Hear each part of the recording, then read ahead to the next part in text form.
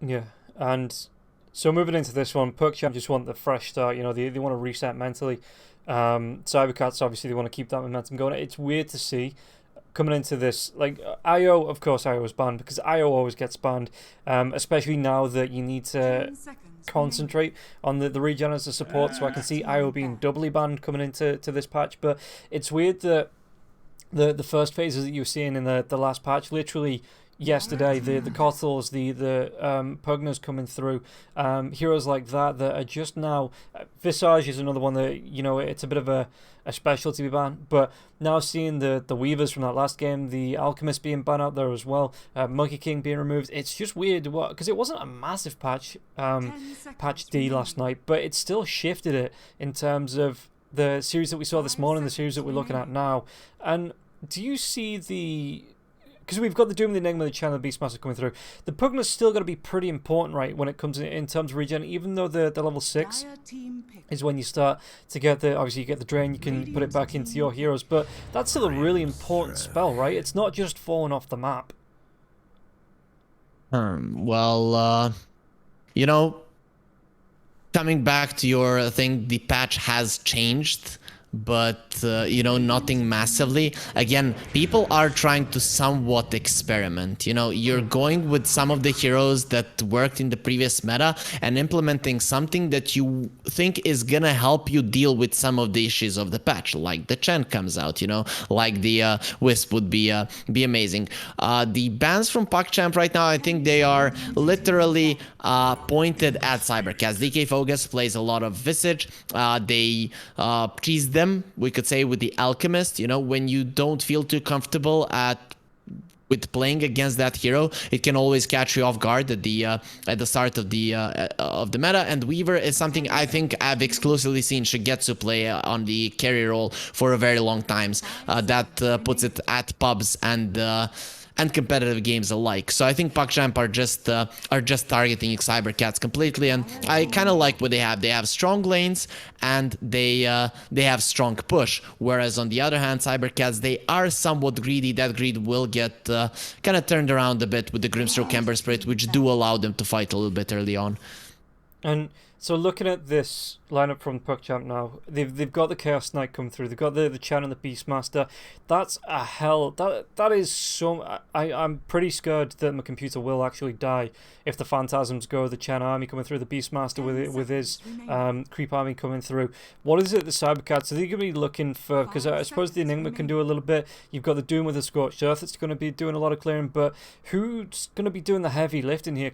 Just clearing up all these extra illusions and creeps and everything that PuckChamp are going to be bringing into this game. Well, you picked the Grimstroke, which is amazing at doing that. The Stroke of Fate, it wouldn't even surprise me if he maxes it out this game. Something that you don't see too often, but from time to time, Grimstrokes do opt for that one. And you, of course, the Ember Spirit, I think this is a game where you cannot skip the Maelstrom. So many units, there's going to be so much lightning flying around. So I think it's PuckChamp. You have one hero that you have to catch out in the early mid game, and that's the Ember Spirit. Once he gets the Maelstrom, you are going to be in trouble. So I would target him in the laning phase a bit. Keeper of the Light, not the best hero actually to shut people down in the mid lane, though. To be honest, I'd actually like to see PuckChamp play a mid Rubik in this game in particular, and put the Keeper of the Light with the Beastmaster, because Rubik and the Beastmaster can be a lane that you can exploit.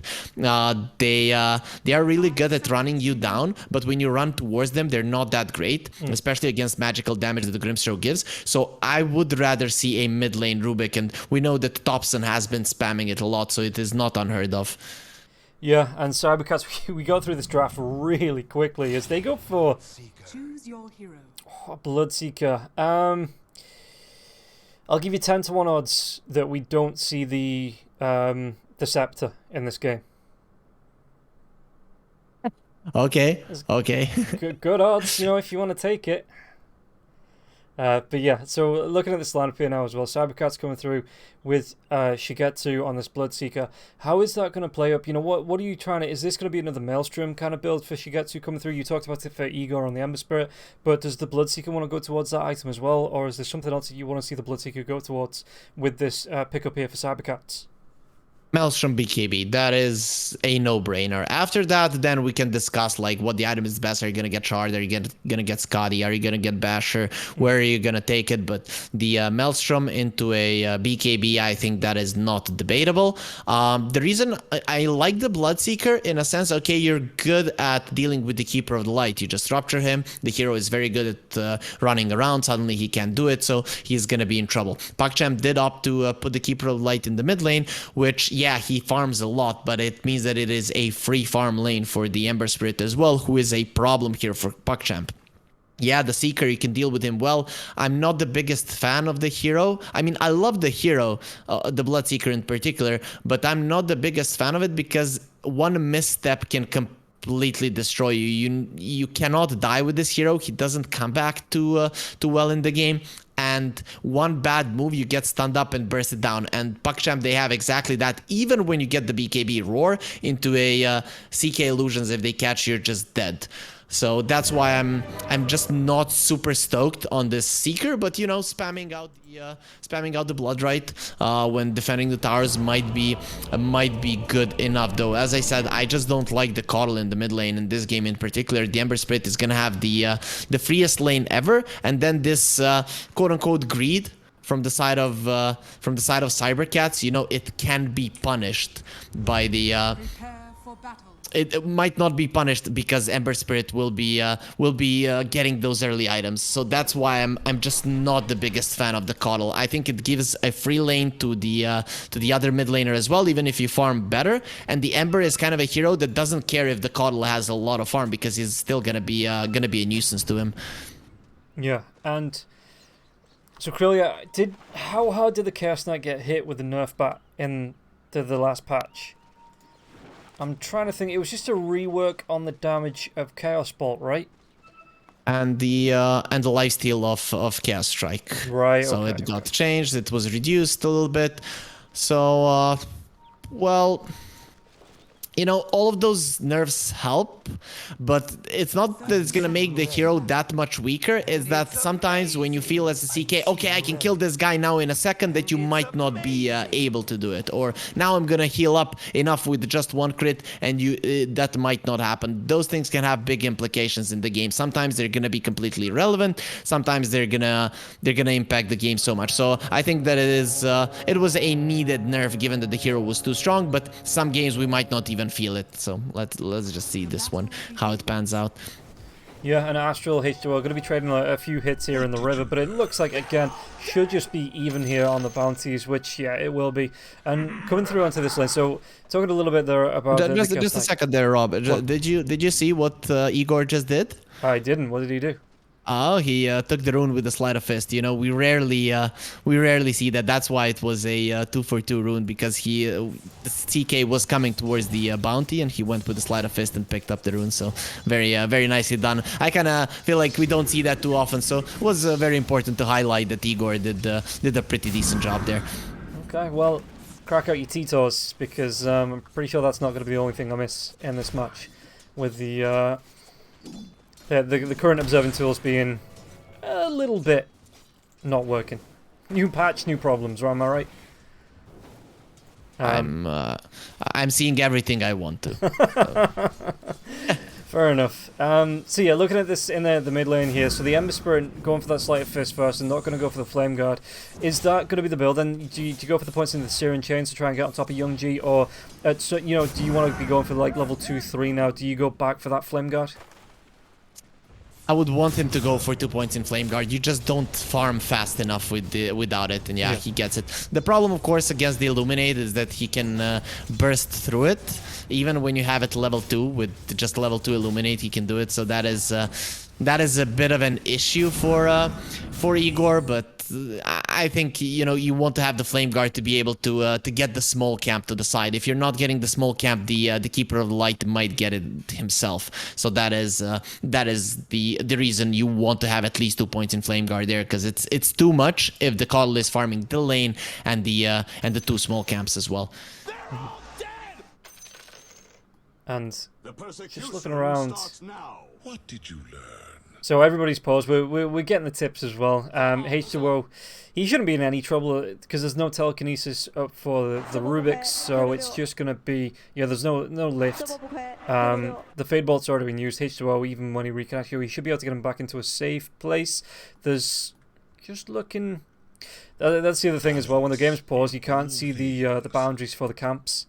So just seeing if the blocks on this second sentry here in the top lane, if that does actually block into that. I think it does. I think those trees are just in line with the boundary for that big camp, the big neutral camp, to get that block off.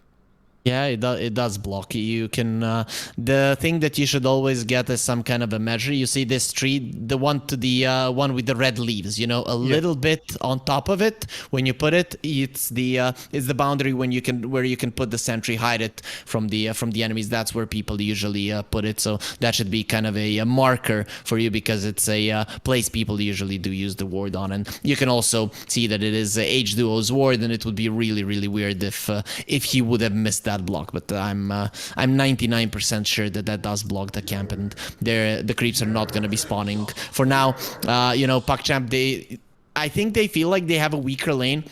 So especially if the enemies get level 2 first, so you want to push out as much as possible, get level 2 first, which is something that they managed to do on Malik. They're going to be doing that on Rubik, and they were expecting to pull. Of course, not everything is going to go your way, so the side of cybercats will be blocking the camp, so none of those pulls at least will be coming out. Yeah, and we've kind of been spoiled by the markers and the hitboxes that come out on the map now. Remember when you had to, like, in the off lane, it's the third bush from the left on the lane. That's where you want to, that's the tower's limit, stuff like that. But there, yeah, so it did block in. The D-ward came out just before this camp was going to spawn. So Astral gets that D-ward off. I wouldn't say we got spoiled. It used to be that Valve would put in new hitboxes every single time, and then you're, why doesn't this block? And then finally, okay, guys, we're just gonna put a marker because it's just not fair. You're blocking, and at some point you can, why doesn't it block? Then they change it again in the smaller patch. I remember those days, and it was really, really annoying. So this is something I think should be in the game. The top lane. Are they going to be able to make the move? They're going to be able to get the stun onto the Beastmaster. Telekinesis comes up, though. It's going to be a really nice drag back there onto the Grimstroke, and Astral looks like he's going to try and pull back onto these creeps, but he's going to be taking a whole lot of damage through it now as well. And it looks like Shigetsu, one more right click. Is it going to be enough? No, the Fairy Fire goes up, but he's chasing into the trees. It looks like now one more right click should be enough. And the tips come through. Shigetsu picks up the first blood in this lane. H2O is going to be careful here because the boar, I like that from Shigetsu. He goes back, he deals with the boar as well. So H2O, even if he goes down to the creeps, he's not going to be giving up a kill to the Beastmaster and its boar. Shigetsu cleaning that one up. So yeah, really, really well played there. And Shigetsu, the Bloodseeker, starting off with 3 slippers of agility. Just for, I guess, quick stats in the lane. Yeah, it's for the last hits. It's definitely for the last hits. You want the boars to die fast, and you want the creeps to be dying even faster, considering that you want to heal up with the thirst. I'm liking how cybercats play that lanes. PuckChamp, they did a good job at pushing in. The problem was that Rubik lost his mana, and not having the mana, it just made it so easy for the side of cybercats to run him down. Now the boars are level 2, so it's gonna be a little bit harder, but if you get low, make no mistake, the Seeker will have enough movement speed to get on top of you. I like this as well from the Bloodseeker. Just throwing out Shigetsu, throwing out those blood rights. Oh, Krilliat gets a kill into Phaser on the bottom lane. I wasn't paying attention because Ducalis was in the jungle. It looks like he was looking to maybe find a creep, get a pull off, or get some stacks going. So I thought, this bottom lane, it won't be super aggressive. But yeah, Ducalis rotates over and immediately finds a kill here. As he looks like, is he going to be able to get the pull? There's nothing blocking it, so he should be able to get the pull. I like that as well, that he pulls it into... I mean, he's got this one blocked by the ward anyway, so this big camp's going to be blocked out. And cybercat's not going to be able to pull this lane through, but yeah, you have the Eidolons really that could, you don't want to be pulling this lane away. You put the Eidolons in, they're going to be putting pressure and putting the creeps underneath the tower, so it's going to be trickier for Krilliat to get the last hits on those. Okay, so I expected Igor to have a bit more in this lane. I understand that the Keeper of the Light is farming super fast. It is a Radiant side Keeper of the Light, so he does farm really fast, but still, I would expect Igor to always clear his small camp and still keep himself somewhat relevant. But this is a big difference, 38 and 6 to 26 and 2.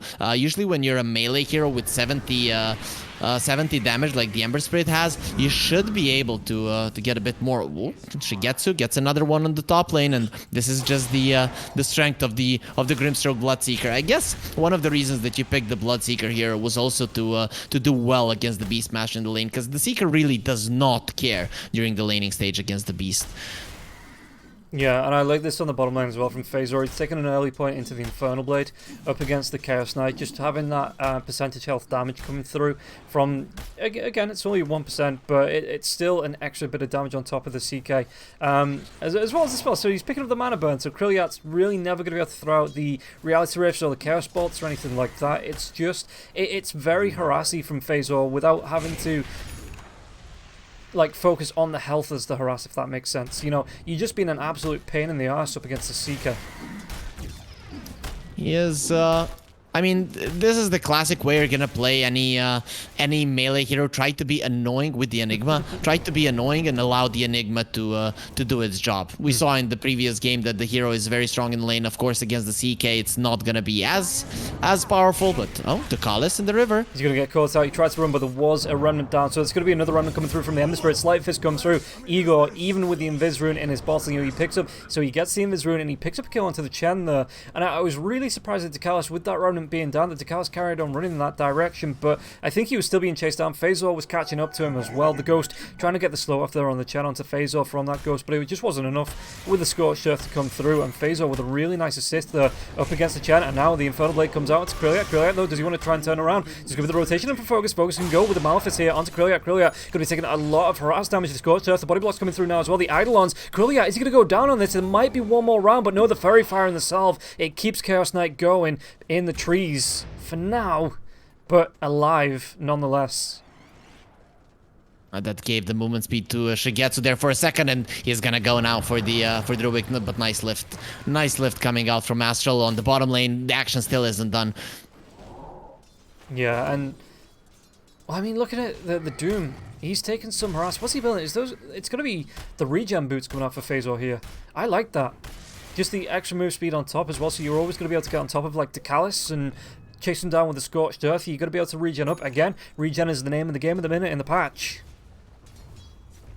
Yeah, that is the case. Also, he has the as you mentioned, the mana burn creep, so the mana will always be there for him with the mana aura. That's pretty much how much the level 4 CM aura gives you. So it is quite a lot for him in Enigma, especially with the arcane boots being there. They can spam the spells constantly and just be a nuisance to the CK. And this hero doesn't.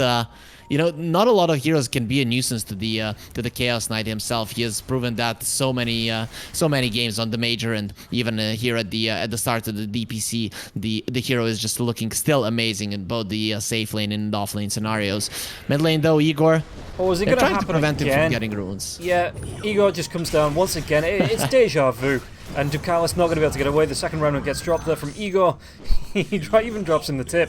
Just to be polite, I mean, he's killed him off twice, so he may as well be on the top lane. Are they going to be able to get it before the TP was? No, TP does get him out there. The Beastmaster will be safe, but Astral will be chased down. The damage Shigetsu, does he want to try and turn around? The Rupture comes out, they're already going to be taking down the Grimstroke, but Astral turns around. There's going to be the Soul Bind on Shigetsu. Is that going to be able to get the slow off? Because it looks like with the Telekinesis to tower, it looks like the Blood Right. Does it pop him? It doesn't. And he is going to give up his life here to Young G. Okay, Young G, he gets that one. I'm curious to see what he's gonna go for. Is it gonna be the Spirit Vessel build here? Yep, he buys the Iron playing against the Seeker. The Spirit Vessel does make sense. You know, you don't want him healing to like half of his HP inside of a team fight just because a hero died. So that's gonna be quite nice. Young G doing job in this one. Both of the mid laners doing quite well for themselves.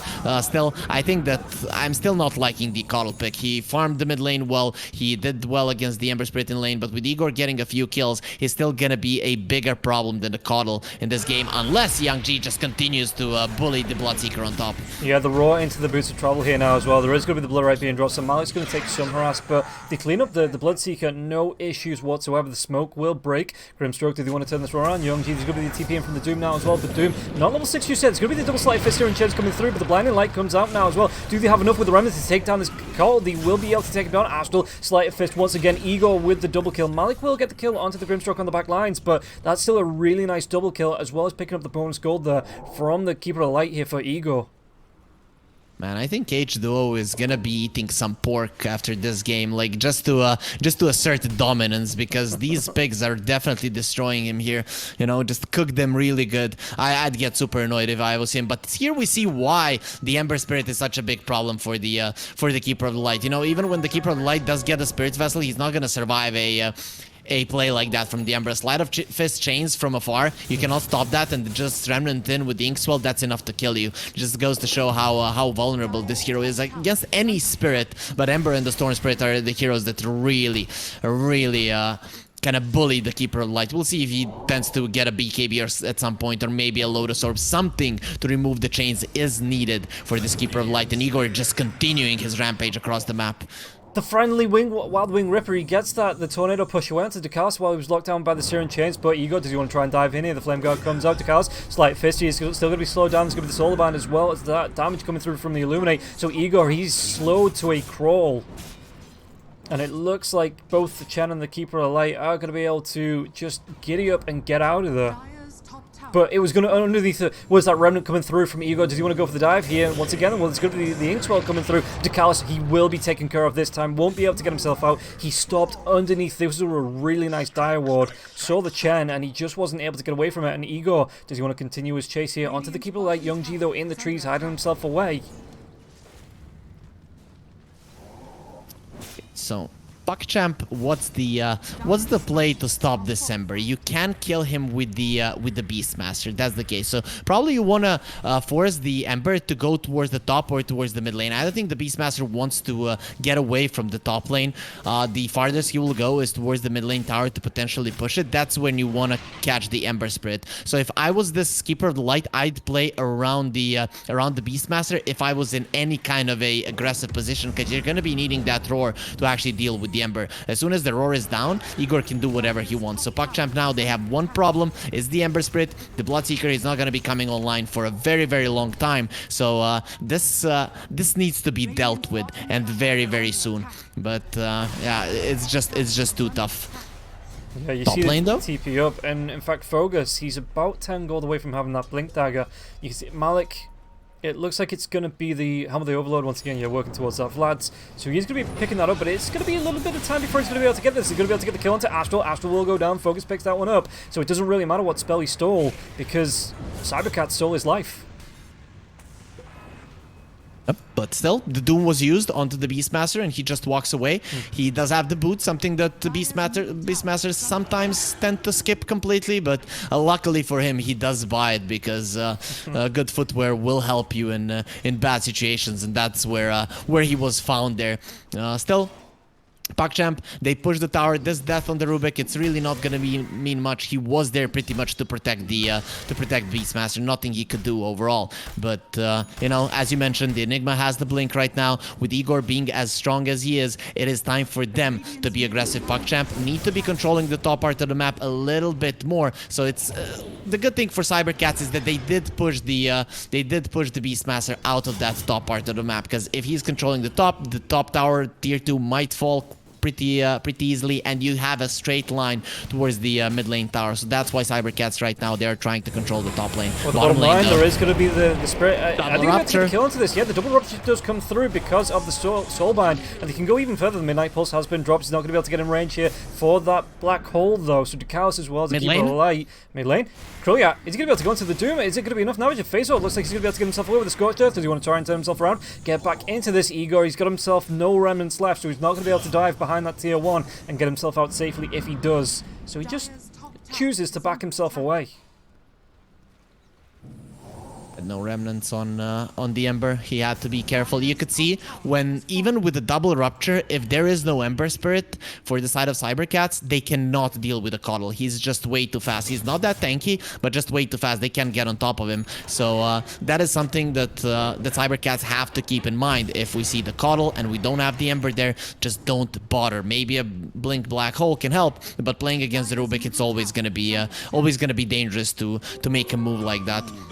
So we'll see what Cybercats will do, but still, Igor chase down the keeper. And we can see how Young G is playing defensively until he can buy the BKB. That's gonna be his go time. Top lane though, Malik looking very much dead. Speaking about go time, there is going to be Inkswell coming through with this Remnant jump in. They're going to be able to get the Sleight of Fist off. The damage coming through onto Malik. Malik, he's just trying to do his best to keep himself alive. The Roar even comes through, so that's going to drop the Remnant, but H2O, do they want to dive? Nah, the Sleight of Fist comes out. They're going to be able to claim that kill, and Malik gets taken down dead for 30 seconds. But, like I said, the tier 2 tower does go down, so he gets something out of that before he dies.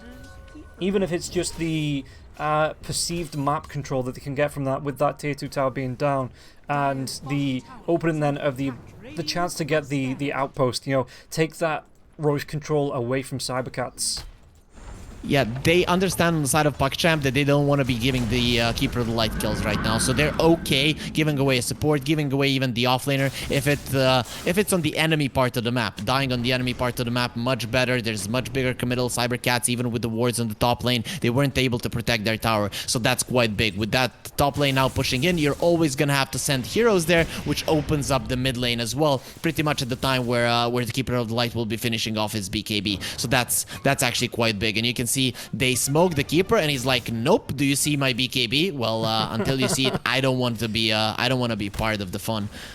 Yeah, and Chaos Knight, he's actually going to be going towards an Echo Saber. It looks like there is going to be the Chaos Bolt connecting it onto the Ember Spirit, but he can just back himself away. He had a Remnant Sigh in the river, though. Yeah, bottom rune spawn in the river for Igor. And there was no way for anybody to... Well, I suppose they could walk, but they wouldn't have been able to get there in time if he did jump away. Meanwhile, Rubik, oh, he has to be careful here. It's going to be the Sleight of Inkswell comes out now as well, and they've got the lockdown. They've got the kill onto Astral. Say bye-bye, because 0, 6, and 4 on this Rubik already. Just really not having the impact they want. Meanwhile, on the bottom lane, there's going to be the Doom. Even the cute Tumblr's toy here from Phasor, just to chase down with the Scorched Earth. It should be able to get the kill onto the Chen. Yeah, one more. Doesn't even need the right click, and Doom will pick it up. You know, riding a crocodile, definitely not the best of mounts to find for a Chen. Have you not seen the videos of crocodiles on land? They can motor when they need to. They are genuinely, as long as, right, okay, so as long as they're running in a straight line. If you ever need to run away from a crocodile, or is it an alligator, I'm not sure. But anyway, you run, you know, zigzag pattern. But yeah, if you're running in a straight line, those things will get you. Speaking about getting them, H2O going to be taken down by Astral, so he gets a little bit of revenge though. I have another here, a good tip for people. Don't get into a position where you have to run away from a crocodile. And at that point, you're probably in so deep enemy territory, if we can call it like that, that something else might eat you while you're running in zigzag away from it. You know, so I'd suggest not to put yourself in that kind of situations. But still, nice to know. Some of you learn something every day. Still, PuckChamp with the top lane constantly being pushed in, as we mentioned, the mid lane tower does get open for them. They have the shard on the Chen. They're gonna have the Helm of the Overlord fairly soon on the Beastmaster. It's being delivered right now, so it's gonna be a lot of things to deal with. And the Grimstroke, only 1 point in Stroke of Fate, so you can't really outpush. That is something that I'm not liking coming out from H2O. I wanted to see more points in Stroke of Fate. It definitely would have helped them protect some of these towers. Maybe him and him alone could have done it a few times. Let's go with the rotation down to Kalis. Like you say, he's got that mechanism as well, carrying that salve just in case. But there is going to be the smoke rotation from Cybercats. The Remnant gets dropped here from Igor. Is he going to be able to get the vision off? Maybe to go on to Ducalis. Ducalis just running himself away. Slight Fist comes out just inside to check the Roche pit. But it looks like, yeah, everybody on the side of PuckChamp, you can even see the call. He's pushing out. He's got the boots of travel if he needs to get into the fight, but he's already moving down towards to push this bottom lane out to try and get some lane pressure down, maybe try and force a rotation for Cybercats, so PuckChamp have a chance to move in and take that rush. Okay, so there is a timing now for the side of Cybercats when they have their items, BKB on the Seeker, Blink on the Enigma. They're pretty much ready to fight. The problem here is that there is such a big chance for both teams to play these fights perfectly, you know, Cybercats, double Doom, double Rupture, a big black hole, all of those things can be great, but there's also so much chances for a steal, for a good steal from the Rubik. A black hole comes out, a Doom comes out, and suddenly you turn a fight around with that. So why do PuckChamp have such a big advantage in this game? They took down towers and they have a Beastmaster, so you have superior vision, and it comes down to team fight. The one who gets the better jump is gonna be the one that wins the game, and the ones that are actually in a better position to have that jump are the side of PuckChamp just because of superior vision. You can see how cybercats right now, they're hesitant to go anywhere. They're moving towards the top lane only with the smoke, and that is gonna open up the Roche at some point for the side of PuckChamp. We'll have to wait and see. I mean, Igor, he's not even around. He does have the outpost that he can TP to if he needs to. I'm trying to see. He's even going to TP up now. Okay, so he shows he's going to drop the illusions to push out this bottom lane, and then he instantly moves back for the rest of his team. So it looks like sooner or later this Roche fight is going to happen, and cybercats, they are gearing up for it. But like you say, the Hawks coming out, they're trying to spot out with the Eidolons coming through into the pit, but the Hawks just give them this vision, going to be able to see it. Well, there's going to be wards down onto the high ground, so they are grouping up as 4. Do they want to go? I mean, the Chen's away, the Keeper of the Light's away here now as well, so if they were going to go, now is the time from the side of cybercats, but they don't know that the side of PuckChamp are split up. It's tough, you know. That is the thing, that PuckChamp have kind of all the info in the world, and they can go for this Roche very slowly, and cybercats just don't have that one. That's why they're building a Linken's on the Ember. You know, it is a great Linken's game, but it also allows you to run into enemy territory. As soon as your Linken's gets broken, you get yourself out. So now the lanes are outpushed, and PuckChamp are finally trying to make their move. Though when you're running into enemy vision, even when smoked, it could turn out bad for you, because as we mentioned, cybercats, they're at their timings. They have the double blink on the Enigma and the Doom. They have the BKB on the Seeker. They are battle ready, and this move from PuckChamp, it needs to catch them by surprise. Shigetsu would be a perfect target just to destroy immediately. Oh, the Centaur Stomp comes through. Bloodseeker, is he going to be able to go? He gets that BKB up, and there's going to be a big black hole. Catches 3 of them with a Blood Right coming through as well. The Rupture is going to be able to claim 3 of them. Can they make it even more as he chases down onto Decalis? Decalis, he is going to be the target, and yeah, the high fives coming through. So being taunted, the tips coming through for Focus as well to say that was such a great black hole. That just won them the entire fight, and now it just opens up. Look at the 3 heroes with that buyback on the side of PuckChamp, and Doom, he's just going to be coming up. He's not got himself any wards. He's just going to be able to walk himself up into the high ground and say, well, what are you going to do? Because he's going to be able to sit here in case there's any rotations from the Rubik's, from the Keeper of the Light, who thinks he might be able to snatch with an Illuminate onto this Roshan. And now, with 5 heroes alive, yeah, they just move themselves into the pit. And PuckChamp, that was such... I get the idea behind the smoke, but like you say, the blink came in, he caught 3 in the black hole, the BKB for Shigetsu came off. As soon as that telekinesis wore off, there was no follow-up stun, and cybercats able to turn that on its head. I actually don't believe that PuckChamp went for that one. It is a good time to smoke by all the parameters. We have good vision around the map. We know where the lanes are. We know where our enemies are, and we feel like we're strong enough. So, just a second. Doom on the Keeper of the Light. Yes, BKB not gonna help him now. He is gone, and well, he's not forgotten, but he's hoping he can forget that last gank. Smoke from PuckChamp though. What are they going to be able to do here on the other side of the road? They're going to be able to get the kill onto the Enigma, but they chase out the Rupture onto the Rubik. Rubik can get himself away from this one. The wall comes through, but there is going to be a reality rift to drag back to that. It's going to be the Aegis being popped, and now the damage Fezor on the backlands as well. Astral is still alive through this, even with the Rupture. Shigetsu comes right back up with the BKB, right-clicking down, takes down the Rubik, the backline, so they're going to be able to delete the Grimstroke, and now Shigetsu just needs to run himself away from this. Even Igor, yeah, the Linken's gets popped, like you talked about. He just pulls the ripcord, pushes the panic button, and jumps out to the Remnant. So that was a really nice fight. After losing that one in the jungle, PuckChamp, they pull it back. Okay, they lost the Keeper of the Light to that Doom, but they were able to take that fight 4 versus 3 before the Ember Spirit, before the Doom could respond, and they got 3 kills out of that. Really well done.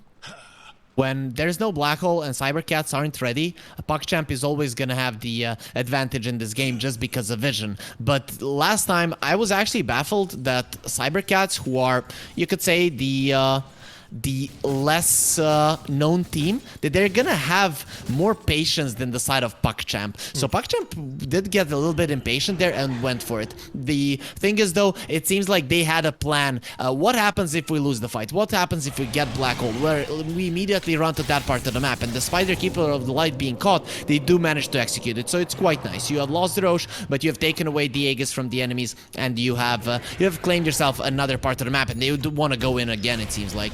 Yeah, Astral gets the fade ball off, so there is going to be they're picking out this vision now as well. H2O, he just pops the Ink on himself in case he gets reality rifted back, so he can get himself away from that. And Krilya, the BKB is there. What's that down to? It's a fresh one here onto the CK, so that's going to be really nice. Oh, he picks up a double damage rune here as well for Krilya. This is just, it's all lining up for the CK here. still, you don't want to be running in your enemy's vision. The reason why PuckChamp are stronger in this game is because they have better vision. And now they were under enemy vision. Well, because of that, they might get punished. Krillyak, though, he pops the BKB. They're going to be able to pop the black hole, comes out, so that is going to be through the BKB. Getting the Chaos Knight and locking him down. Is going to be able to survive through this one now as well. He's going to try and go, but the Rupture comes out now as well. They're going to be able to do a lot of damage here to the Chaos Knight. The Chaos Knight is going to be the Hand of God coming through. It's not going to be able to keep him alive. And the chase away, Malik has to run, but there is going to be the Ember Spirit diving down to the low ground here. DPC, can he get himself away from this? Not with Shigetsu chasing one more right click. Gets himself the double. Can he make it the triple? It will be the triple. He says, give me the Rampage. He is chasing, but the Beastmaster, the Keeper of the Light, they have just absolutely, they're gone. They're out of the, down to the bottom lane. And Bloodseeker, he's just got to be satisfied here with the triple kill. If you check the KDA of Krillak, you can understand what was up with that movement. Either way, you know, the Nice. ward that you knew was there from the side of cybercats, you know, PuckChamp again go and play around it.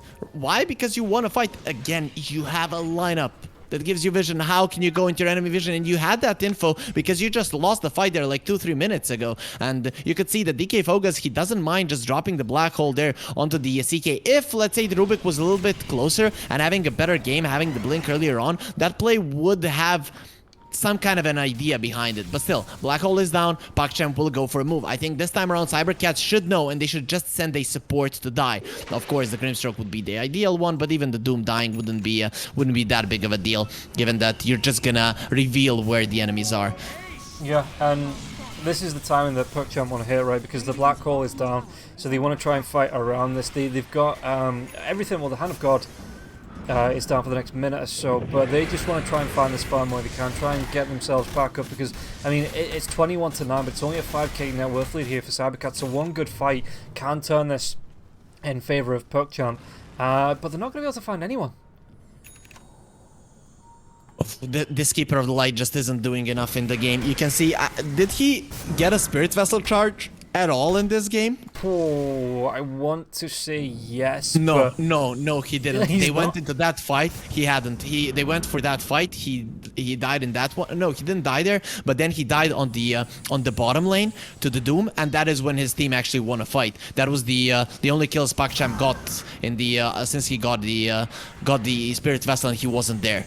Damn. So that is just so sad for Young G. I understand the Spirit Vessel is great on this hero, but you still need to get something, and this is a problem when you're playing into an Ember Spirit. Even having the BKB, sure, but you get doomed, and suddenly that's not even good enough. So now cybercats with the BKB, with the black hole coming again, they want to take over the top part of the map, because that's where the Roche fight will be happening. They know they have to fight around their vision, so setting up on the top lane where the Roche will be in 2.5 minutes is actually really big. Oh, they see Malik. They've got him, yeah. The Slight Fist comes out, the Searing Chains weren't there, but Malik does get scouted out, so he's safe-ish, but he will be able to take down this tier 1 tower. All 5 heroes from the side of cybercats moving up, so oh, the TP down. They might go for a quick one here as DPC. He's there, but Krill has to back him up. There's 4 heroes, so Ember Spirit needs to be real careful. He was just trying to de-push this lane. It looks like he's not going to overcommit.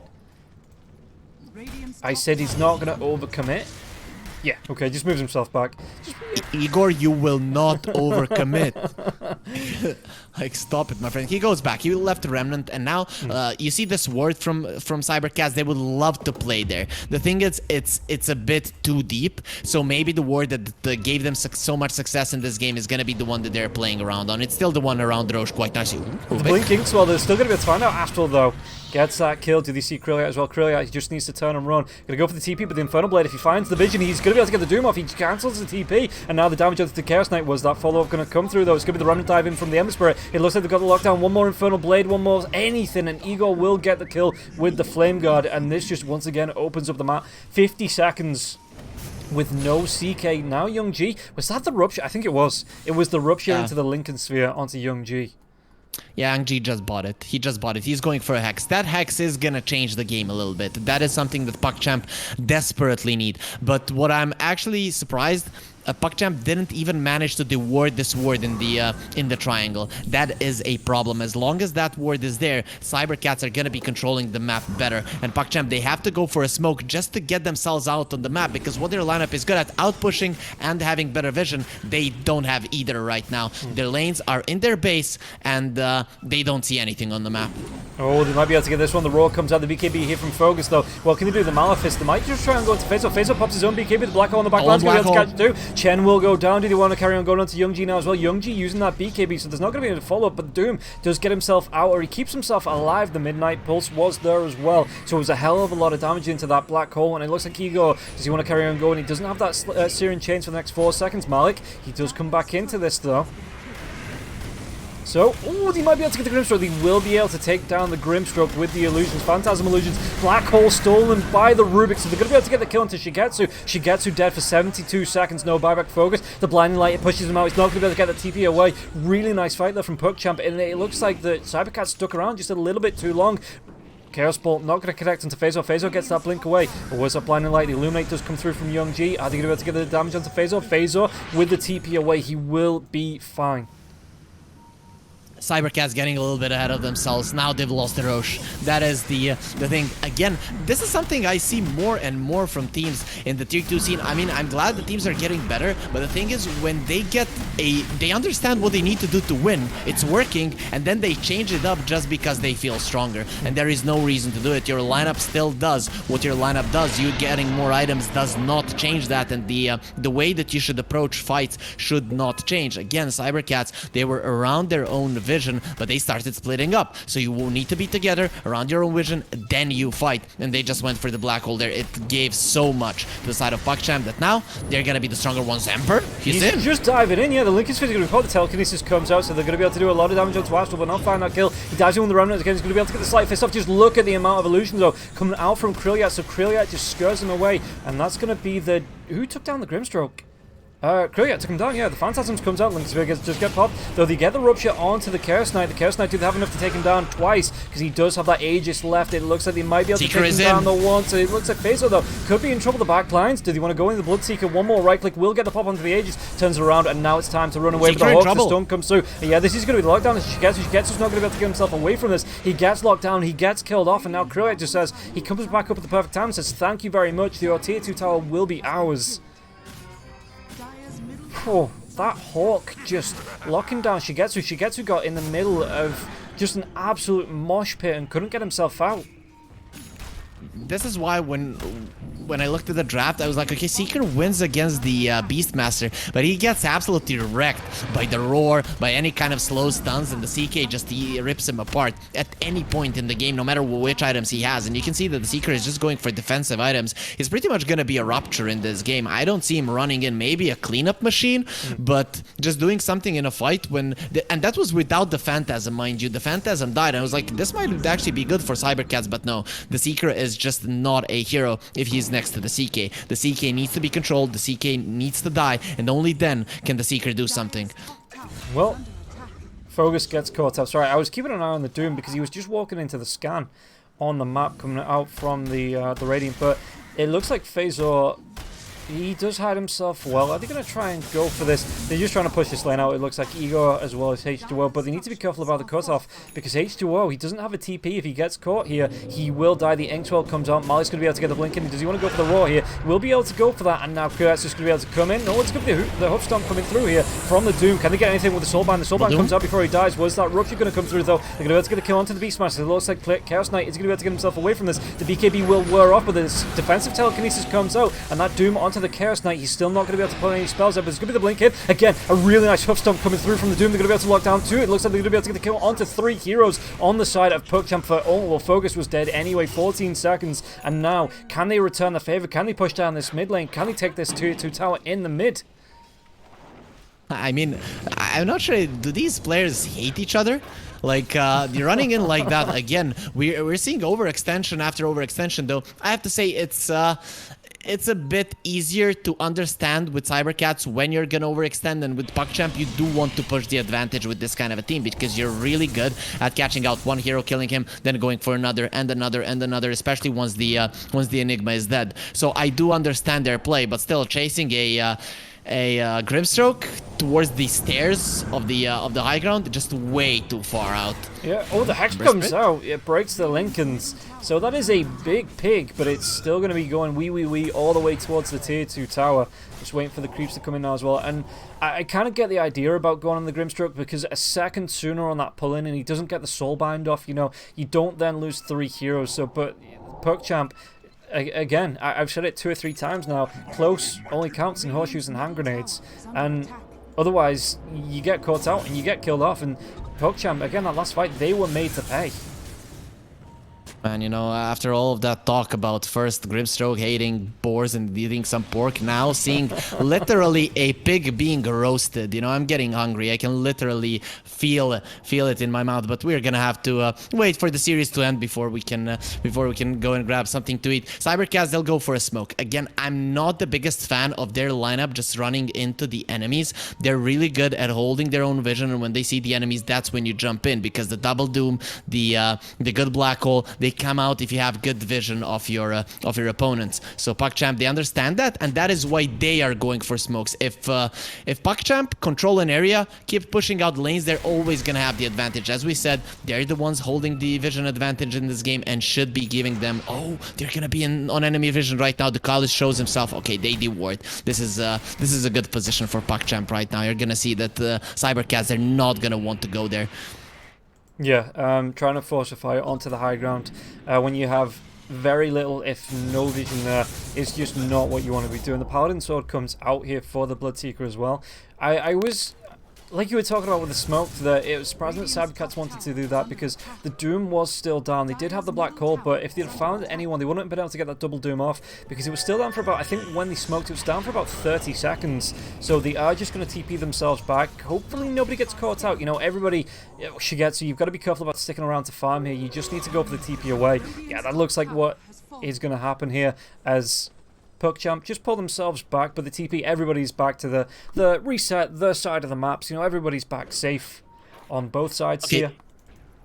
PuckChamp started being patient, so they understood that their lineup is really good at out pushing the waves, giving them vision and understanding where the opponents are. They're better at out pushing waves, so at some point Cybercats will be forced into a fight they don't want to take. Cybercats again waiting around their vision, but this time around PuckChamp will not take the bait. So I'm liking what they're doing at this point though. Astral? Ooh, they're going to be able to get the jump onto Astral here now as well. The BKB comes out. That was the Doom was stolen by the Rubik, so they're going to be able to get onto the Ember Spirit though. They've got the lockdown into Krillia. Can they do the damage? Can they get the kill? It looks like he's going to be able to delete the Grimstroke. Meanwhile, the back lines, Ember Spirit staying alive. That Doom is only about halfway through, so is he going to be able to get himself away from Malik? It looks like Shigetsu. Is he going to be able to get himself away from this one? He's absolutely not, and that's going to be the death of the Ember Spirit now as well. 3 heroes dead, no buybacks for the Bloodseeker, for the Grimstroke either. Focus needs to run himself away as well. He's already used that black hole. He gets dragged back into the Reality Rift, and that's going to be a 5-man wipe once again. This game, it should go the way of PuckChamp. The buyback comes through from the Ember Spirit, but without the Bloodseeker, I don't know what they're going to be able to do up against Kurt. You know, how do you fight into this? Because you're going to be losing a lane of racks. Yeah, the buybacks come through from 3, but now that they've come through, PuckChamp just back themselves away. Roche is up in a minute, so they know that they're going to have that advantage. In fact, they're not even going to back themselves. When the Reality Rift comes in, they're going to be able to get the kill onto the Doom, and that is going to be the dieback there as the Searing Chains comes through. Not going to be enough to get the lockdown, and this Chaos Knight is just way too big at the minute, and it looks like they want to clean up a second lane of racks here. There is still a tier 2 tower on the bottom lane, so it's not going to be full megas, but as soon as this goes down, potentially they could back themselves up and find themselves a Roche. You could see how PuckChamp evolved in this series and understanding of what they need to do. They were just pushing out the waves, staying near the outpost, keeping buybacks, and they put themselves in a position that they couldn't lose a team fight. Even if the CK had died during the duration of that black hole, he would have bought back and got back into the fight. The Rubik bought back into the fight, stole the Doom, used it on the Ember Spirit, and it was, you know, even though it was the Rubik being caught in the pretty unfortunate position, just blown up without getting a single spell off, PuckChamp, they set themselves up for success, and this is what Dota is all about, setting yourself up for success. Sure, you might see a big spell being used from time to time, but it pretty much before the fight even starts, there is, at least from our point of view, there should be a 90 to 95% understanding who's going to be taking that fight, and PuckChamp just put themselves in such a great spot that even when your Rubik gets caught at the start of the fight, he comes back and has more impact than most of the heroes on the side of cybercats, and they're not gonna stop right now. He might be able to get something off though. Krilliat, has he gone a little bit too far? The rupture comes out, the damage will be there. They're going to be able to clean up, but again, Chaos Knight to dive in. I think we're able to get anything out of this. It's going to be a long respawn on Roshan. Yeah, the buyback does come through, and it looks like the Ember Spirit has been caught out in position there. The Roar, they're going to be able to clean up the Grimstroke once again. It looks like they're going to be able to get onto the Ember Spirit here. The Remnant Storm by the Rubik cleans that one up, and Krilliat, this is going to be just a game-winning fight coming out from PuckChamp, I think. Without the Ember, there is no fight on the side of cybercats. We already mentioned how the Seeker, he's literally a rupture and a cleanup machine here. He does a lot of damage if he is allowed to do it, but he'll never be allowed to do it. And we understand how fast PuckChamp actually push. The thing is, they should understand that the Ember Spirit doesn't have a buyback. He just used it like 2.5 minutes ago. So just go for the push. You don't even have to commit that much. The outpush on the side of cybercats just isn't that great. They don't have a glyph, and this should be mega creeps without much contest from cybercats. There is a black hole, but damage inside of it, I don't think there's just enough follow-up. Yeah, and you can see this tower is just it's absolutely gonna melt with the granite golems coming through, with the phantasm illusions coming through here as well. The damage, it's just gonna be way too much. Midnight Pulse is gonna be used to try and do what it can, but it's not gonna stop this from being mega creeps here. And do you think it's still a minute before the Ember comes back alive? Are they gonna back themselves? Well, it looks like the Hawk is gonna see Rosh when it comes back in 20 seconds. So do they posture for this Roshan, or do they just look to finish the game here? I mean, you can look to finish the game, but on the other hand, if you lose a fight and the enemies get Rosh, it might be a little bit an uncomfortable position for you. I don't think that cybercats are that good at playing against the mega creeps, but if PuckChamp gets the Aegis, the game is just over. So I think it's the safest play to make that for some reason Krilliat doesn't want to make. But you could see in that previous fight, again, setting yourself up for success, but before that, there's going to be an engagement. Well, they might be able to take down this Ruby. There is going to be the dive in, but the BKB comes out. He's got the Remnant away. It's the poor man's Ember Spirit here as well. The Hand of God comes out, so he's going to be able to lead the Doom into a trap. The Roar comes through, and the Doom is sent to his Doom. Dead 70 seconds. Again, he's already used that buyback now as well. They get the Blinding Light. They get the pushback on Shigetsu. Shigetsu just has to run himself away, but the CK says, where are you going? He drags him back into the Reality Rift. H2O gets taken down. The buyback's coming through from Shigetsu now as well. The backline's going to try and dive. Astral is going to be the Remnant there, trying to chase down the Rubiks, but Focus, again, he's going to be silenced up. The BKB goes off, and Krilliat just says, get over here. Drags him up to the higher ground, gets the kill onto the Enigma, and again, PuckChamp haven't lost anyone just yet. H2O, well, it looks like it's going to be another Hawk dive coming through. Malik will be able to get the kill there, and yeah, GG will be called. Cybercats, so good in game number 1, but game number 2, all about the fights that swung the way of PuckChamp taking this game. Yeah, I mean, cybercats, they it was hard to play their lineup at one point, though they managed to do it. I really liked both teams kind of understanding their weaknesses. They didn't immediately understand them, but you die once and then you're like, oh wait, I can't do this. Like Young G, he died once against the Ember. He's like, okay, I'm not good against this hero until I get a BKB. I'm not showing myself on the map. And suddenly the Keeper of Light disappears. He's nowhere to be found. Then cybercats, they find a way to fight. They prepare themselves for it, even though PuckChamp are stronger at that point. And PuckChamp, they're like, okay, let's go and fight, despite knowing that they can just continue split pushing and preparing themselves for a big engagement once cybercats show themselves. They make a mistake, but they learn from it. And then the next few fights, they prepare for those quite nicely. Then cybercats, you know, they went for a dive there on the top lane. After that, they were trying to prepare for another fight, but PuckChamp, with their understanding of how they needed to play the game, cybercats just couldn't do it. This last pick, Bloodseeker, I had my doubts about it, just because I know how much damage the CK can do for you, and Bloodseeker is very, very susceptible to just dying inside of one stun. That is the problem of this hero. Cybercats, they had a chance, which was given to them by PuckChamp there, to snowball this one, but just threw it. And when, you know, when one team fight goes badly and the game is lost for you, it means that there was a deeper problem, and I think it was this Seeker. Get something else that can win the lane against the Beastmaster, but might do a bit better in the later portion of the game, and the cybercats would be doing better in this game. I'm not sure if they would have won, but it would have been a bit easier to play. Yeah, so that is going to be it, guys. We're going to go to a full 3-game series for the final series of the day here, as PuckChamp, they bring one back. We're going to be taking another quick 10-15 minute break. We'll be back with the third and final game right after this. Don't go anywhere, because if the first two games are anything to go by, it's going to be an absolute cracker. We'll see you in a few.